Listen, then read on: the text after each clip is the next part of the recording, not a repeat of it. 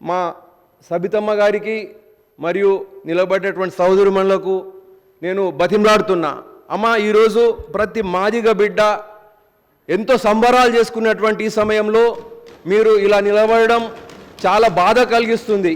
అయితే మీకు మాపై సానుభూతి లేదు అని కాదు, మీకు సానుభూతి ఉన్నప్పటికీ మీరు అలా నిలబడడం వల్ల మీరు ఏదో ప్రొటెస్ట్ చేస్తూ ఉన్నారు, మాదిగలకు మంచిగా జరగడంలో మీరు వ్యతిరేకిస్తున్నారు, మాదిగలకు సంబరాలలో మీరు అడ్డం తగులుతున్నారని చెప్పేసి ఒక సంకేతం ప్రజలలో వెళ్తుంది. కాబట్టి మీకు నేను దండం పెట్టి అడుగుతున్నా, కోరుకుంటున్నా, దయచేసి మీరు కూర్చోండి అక్క, 2 నిమిషాల కోసం కూర్చోండి అక్క.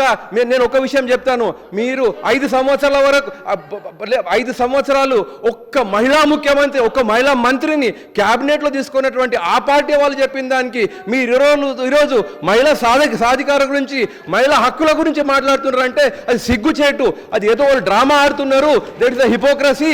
దయచేసి మీరు దాన్ని పట్టించుకోకండి. మీరు ఎంతన్నా కూడా మా వాళ్ళు, దయచేసి మీరు ఈ విషయంలో నా యొక్క అభ్యర్థనను గౌరవించండి. దయచేసి అభ్యర్థన గౌరవించి ఈ పండుగ వాతావరణంలో మీరు కనీసం పండుగ వాతావరణంలో వాళ్ళు చేసినటువంటి, అమ్మ ఒక్క విషయం చెప్తా ఉన్నా, వాళ్ళు ఎవరు లేరు ఈ విషయము. నేను ఈ విషయం చెప్పాలనో చెప్పొద్దు అని చెప్పేసి అనుకుంటా ఉంటుంటే, ఇప్పుడు ఈ విషయం చూడగానే ఈరోజు ముఖ్యమంత్రి గారు కానీ మనమందరం కానీ ప్రతిపక్ష నాయకుడు వస్తలేడు అని అంటున్నారు. ప్రతిపక్ష నాయకుడు రాకపోవడానికి ముఖ్య కారణం ఏంటంటే, ఈ ప్రజాప్రభుత్వంలో రేవంత్ రెడ్డి గారి అధ్యక్షతన అక్కడ కూర్చున్నది ఒక దళితుడు, కాబట్టి దొరగా కూర్చోవడానికి ఇష్టపడతలేడు.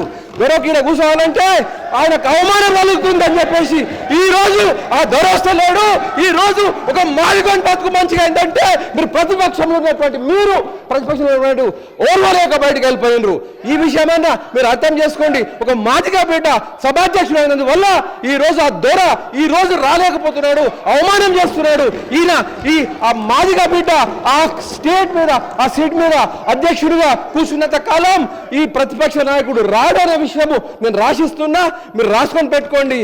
కేసీఆర్ గారు మన ప్రతిపక్ష నాయకుడిగా రాడు.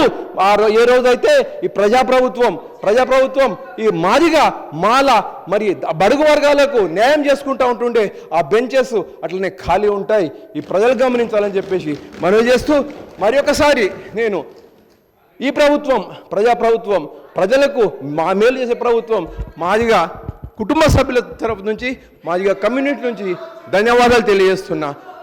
ధన్యవాదాలు అధ్యక్ష. గౌరవ శాసనసభ్యులు కాళే యాదయ్య గారు